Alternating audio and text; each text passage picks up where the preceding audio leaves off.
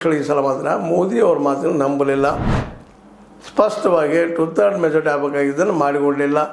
352 ಆಗಬೇಕಾಗಿತ್ತು, ಇದು 298ಕ್ಕೆ ನಿಂತು ಹೋಗಿಬಿಡ್ತು. ಹೀಗಾಗಿ ಇವತ್ತು ಆ ಬಿಲ್ ಬಿದ್ದು ಹೋಗ್ಯದ. ಆ ಬಿಲ್ ಬಿದ್ದು ಹೋದ ಕಾರಣಕರ್ತರು ಮೋದಿ ಅವರು. ಅದನ್ನು ಹೇಳಲಾರ್ದ ರಾಷ್ಟ್ರವನ್ನು ಉದ್ದೇಶಿಸಿ ಮಾತಾಡಿ ಇವರೆಲ್ಲ ಮಹಿಳಾ ವಿರೋಧಿಗಳಿದ್ದಾರೆ ಅನ್ನುವಂಥ ಪ್ರಚಾರ ಮಾಡಿ ತಮ್ಮ ಇಲೆಕ್ಷನ್ ಲಾಭ ಮಾಡ್ಕೊಂಡು ಹೊಟ್ಟಿದ್ದು ಮಾತ್ರ ಇದು ಎಷ್ಟು ಮಟ್ಟಿಗೆ ಒಳ್ಳೆಯದು ಅಂತೇಳಿ ಸತ್ಯವನ್ನು ಹೇಳಿ ಗೆಲ್ರಿ. ನೀವೇ ಗೆಲ್ರಿ, ನಿರಂತರ ಗೆಲ್ರಿ, ಉದ್ಯೋಗ ಸೃಷ್ಟಿ ಮಾಡಿ ನೀವು ಆಡ್ರಿ. ಯಾಕಂದ್ರೆ ಜನರಿಗೆ ಬೇಕಾಗಿದ್ದರೆ ಪ್ರಜಾಪ್ರಭುತ್ವದಲ್ಲಿ ಏನಪ್ಪ ಜನ ಫೈನಲ್ ಮಾಡಿದ ಮುಗಿದೋಯ್ತು. ಯಾರು ವಿರೋಧ ಮಾಡಿ ಏನು ಉಪಯೋಗ ಇಲ್ಲ.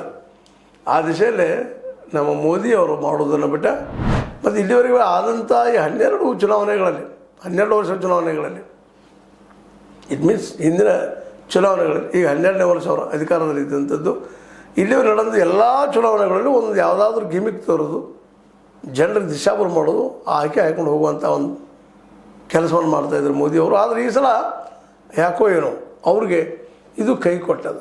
ಕಾರಣ ಅಂದ್ರೆ ಈಗಾಗಲೇ ಇದು ಆಗಿ ಹೋಗಿದ್ದದ. ಆಲ್ರೆಡಿ ನಮ್ಮ ಸಂಸತ್ತು ಒಪ್ಪಿದ.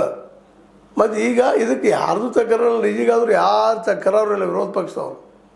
ತಕರಾರು ಇಲ್ಲದಾಗ ಇವರು ಮಹಿಳಾ ವಿರೋಧಿ ಹೆಂಗೆ ಆಗ್ತಾರೆ? ಆದ ಕಾನೂನು ಮತ್ತೆ ಕಾನೂನು ಪಾಸ್ ಮಾಡೋದು ಇದೆಲ್ಲಿ ನ್ಯಾಯ?